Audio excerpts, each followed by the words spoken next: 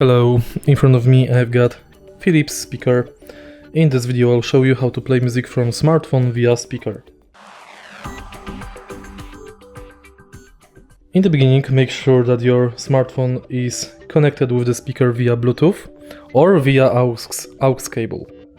Now play anything you want on your smartphone and it will be played via speaker.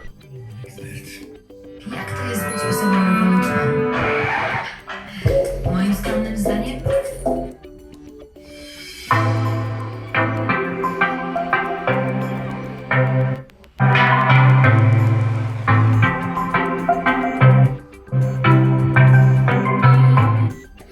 And that's it.